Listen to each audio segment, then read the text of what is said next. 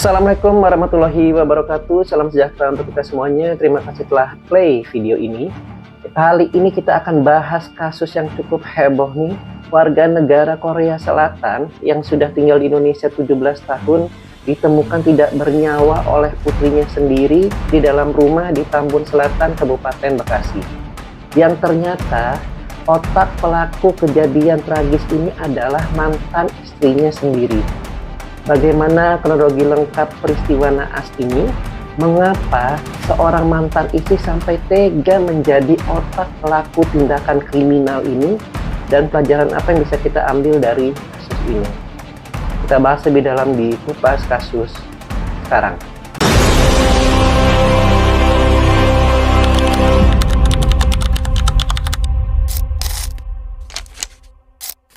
Malam 26 Mei 2026 bagi sebagian besar warga Tambun Selatan, Bekasi, malam itu adalah malam yang penuh kehangatan karena bertepatan dengan malam takbiran Hari Raya Idul Adha. Tidak ada laporan keributan besar dari lingkungan sekitar. Tetangga juga tidak mendengar teriakan yang mencurigakan. Namun, di dalam rumah korban, sesuatu yang mengerikan diduga telah terjadi. Di dalam sebuah rumah yang sunyi, sebuah rahasia gelap baru saja terkunci rapat bersama padamnya lampu ruangan. Tak ada yang menyangka bahwa di balik pintu rumah tersebut seorang pria warga negara Korea Selatan berusia 66 tahun telah tergeletak tak bernyawa dengan tubuh bersimbah cairan merah. Korban pertama kali ditemukan oleh putrinya sendiri. YAS, seorang remaja perempuan yang masih bersekolah 1 SMA, baru saja melangkah masuk ke rumahnya. Kondisi rumah malam itu tidak biasa, gelap, sunyi, seolah tak berpenghuni. Dia memanggil ayahnya beberapa kali. Nihil, hingga langkah kakinya membawa dia ke area ruang makan. Di lantai ruang makan itu, sang ayah ditemukan tergeletak kaku, terlungkup di atas genangan cairan merahnya sendiri. Korban bukan warga biasa. Ia adalah BS, seorang pengusaha dan warga negara asing asal Korea Selatan. Pemandangan tersebut langsung membuat keluarga dan warga sekitar geger. Polisi segera datang ke lokasi dan memasang garis polisi. Rumah yang sebelumnya tenang berubah menjadi pusat perhatian masyarakat. Kematian tragis ini seketika menyentap ketenangan Bekasi, memicu perburuan investigatif yang akan membongkar sebuah konspirasi berkedok dendam lama. Untuk memahami mengapa peristiwa keji ini bisa terjadi, kita harus melihat kembali ke belakang, menatap lembaran hidup orang-orang yang terlibat di dalamnya.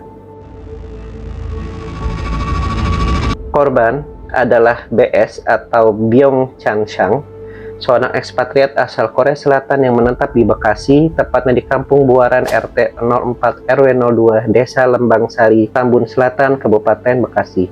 Dia tinggal sendiri karena sudah cerai dengan istrinya beberapa tahun yang lalu, dan anaknya jarang pulang ke rumah.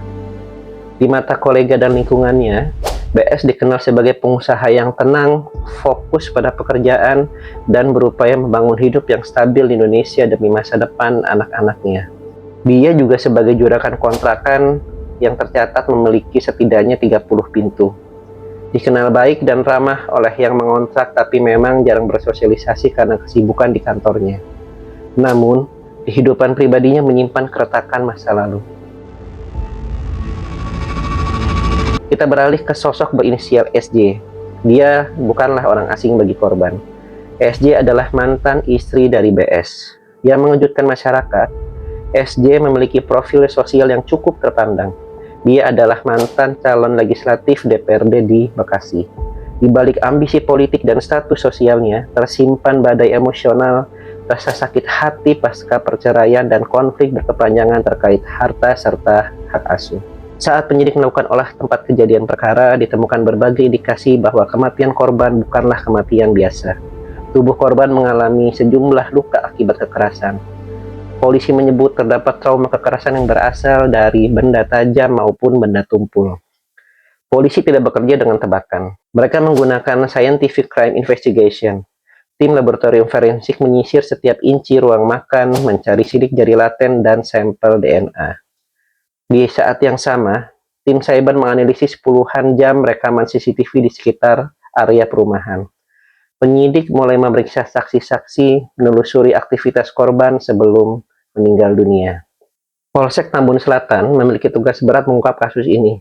Dan kasus ini mengarah kepada pembunuhan berencana yang bukan kasus perampokan. Bahkan, kasus ini merupakan kasus yang rapi di mana pelaku utamanya tidak berada di TKP saat korban meregang nyawa. Analisis digital forensik terhadap ponsel korban dan jejak komunikasi di sekitar lingkaran terdekatnya mulai membuahkan hasil. Polisi menemukan sebuah benang merah yang mengarah kepada mantan istrinya sendiri, SJ. Ketika SJ diinterogasi, benteng kebohongannya runtuh. Polisi menemukan bukti transfer dana yang sangat mencurigakan. Selain itu, didukung dari CCTV yang menyorot keberadaan seseorang pria yang berjalan masuk dan keluar dari rumah korban pada saat malam kejadian. 139 juta rupiah. Itulah harga yang disepakati oleh SJ menggelontorkan uang ratusan juta kepada HW sebagai upah untuk menghabisi nyawa mantan suaminya. Dengan bukti ini, pelarian mereka berakhir. SJ dan HW diringkus tanpa berkutik.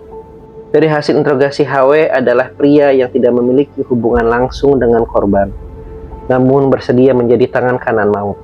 Dia terdahulu sempat kenal dengan SJ di tempat fitness, yang selanjutnya HW menjadi eksekutor bayaran yang direkrut oleh SJ dengan satu tugas tunggal, memastikan BS tidak pernah bangun lagi.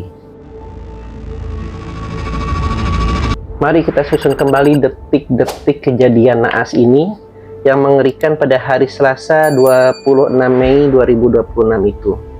Sebuah skenario maut yang telah dirancang berminggu-minggu sebelumnya oleh SJ. SJ tampak sedang bertemu dengan HW di sebuah tempat sepi, menyerahkan amplop tebal dan memberikan denah rumah. Skenario dimulai dari balik layar.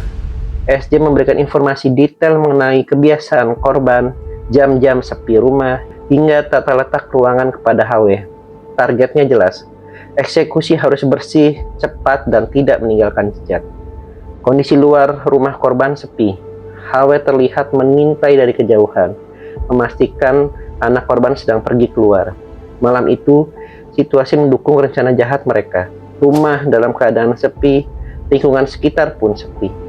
HW menyelinap masuk ke dalam rumah, langkah kakinya tanpa suara, memanfaatkan kelengahan korban yang sedang berada di dalam. Di area ruang makan, tanpa peringatan serangan itu terjadi. BS tidak sempat membela diri secara maksimal. HW menghujamkan serangan berkali-kali secara brutal, mengincar area-area vital hingga korban ambruk bersimbah cairan merah. BS mengalami sejumlah luka serius dan diduga tidak memiliki cukup waktu untuk menyelamatkan diri. Setelah memastikan BS tidak berdaya, HW menjalankan instruksi berikutnya. HW mengambil sejumlah barang milik korban, yaitu laptop yang berada di atas meja makan, perangkat DVR CCTV yang terpasang di dinding dekat pintu, serta kartu ATM BCA berwarna biru dari dompet BS. HW memadamkan sebagian lampu rumah agar kondisi dalam rumah tidak terlihat jelas dari luar jika ada tetangga yang melintas. Lalu melarikan diri melintasi kegelapan malam, meninggalkan BS sendirian dalam keheningan total sampai sang putri pulang besok harinya dan mendapati kenyataan pahit yang meremukkan hidupnya. Sebagaimana terekam oleh CCTV di dekat TKP, HW melakukan aksinya tersebut sekitar malam jam 22.48, jalan dari gang yang tidak jauh dari TKP. Usai melakukan tindakan sadisnya, HW menemui S di dalam mobil untuk menyerahkan kartu ATM milik BS. Kemudian dalam pertemuan tersebut, HW kembali meminta uang tambahan sebesar 20 juta yang diberikan secara tunai oleh SJ. Guna menghilangkan jejak kejahatannya, esokan harinya HW membuang pisau yang digunakan untuk menghabisi BS bersama laptop dan DVR CCTV ke aliran sungai Kalimalang.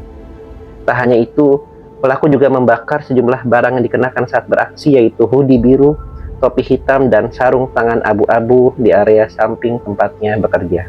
Kejadian naas tersebut telah diidentifikasi karena dendam mantan istri. Kini ambisi politik dan masa depan SJ terkubur selamanya di balik jeruji busi.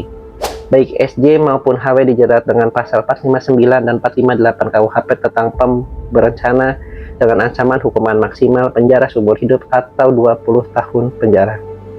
Selamat menjalani pengadilan dan menikmati indahnya kedinginan, kehampaan di balik jeruji busi. Keadilan hukum mungkin telah ditegakkan, namun nyawa yang hilang tak akan pernah kembali. Dari hasil interogasi dengan SJ mengatakan bahwa motif tindakan sadis ini karena perebutan hak asuh anak, dendam di masa lalu, dan sakit hati atas perceraian yang terjadi. Namun, kita tidak mengetahui fakta yang sebenarnya di balik hati seorang mantan istri yang terluka atau yang merasa terluka akan kejadiannya di masa lalu. Dendam itu terus mengakar dan ditanamkan dalam-dalam oleh sang mantan istri yang pada akhirnya keputusan pahitnya adalah mengeksekusi habis mantan suaminya sendiri. Kisah tragis ini meninggalkan luka mendalam. Ada pelajaran mahal yang harus kita renungkan dari ruang makan yang sunyi di Tambun Selatan malam itu. 1. Bahaya kedengkian yang tidak dikelola. Konflik rumah tangga dan perceraian adalah ujian berat. Namun, ketika rasa sakit hati dibiarkan merawat dendam, ia bertransformasi menjadi monster yang membutakan akal sehat. Status sosial, pendidikan tinggi, bahkan ambisi politik tidak mampu membendung tindakan nekat jika moralitas telah runtuh. Konflik yang dibiarkan berlarut-larut dapat menyebabkan sesuatu yang jauh lebih berbahaya. Banyak kasus kriminal besar berawal dari masalah yang awalnya hanya terlihat kecil. 2. Pentingnya teknologi modern untuk keamanan. Kasus ini membuktikan bahwa di era modern saat ini, kejahatan tidak akan pernah bisa bersembunyi dengan sempurna. Melalui scientific crime investigation, jejak digital forensik, analisis cyber, dan ketelitian penyidik, konspirasi serapi apapun pasti akan terkelupas satu demi satu. Pentingnya sistem keamanan seperti CCTV, kontrol akses rumah, dan komunikasi rutin dengan keluarga untuk mencegah hal-hal yang tidak diinginkan. Ketiga, trauma dampak hancurnya satu generasi. Dalam kasus ini, putri korban menjadi orang pertama yang menemukan jasad ayahnya. Bayangkan trauma yang harus dihadapinya seumur hidup. Seseorang berangkat menjalani aktivitas seperti biasa, di pagi hari ia bersekolah, lalu pulang ke rumah dan menemukan orang tuanya yang dicintai sudah tidak bernyawa. Peristiwa seperti ini meninggalkan bekas psikologis yang sangat panjang. Tragedi besar seringkali justru menimpa mereka yang tidak bersalah. Seorang anak harus menanggung trauma seumur hidup, kehilangan sang ayah secara tragis, dan menghadapi kenyataan pahit bahwa ibunya sendirilah yang menjadi otak di balik kejadian naas tersebut. Kejadian naas ini memberikan pelajaran untuk kita bahwa dendam itu tidak akan pernah menyelesaikan masalah.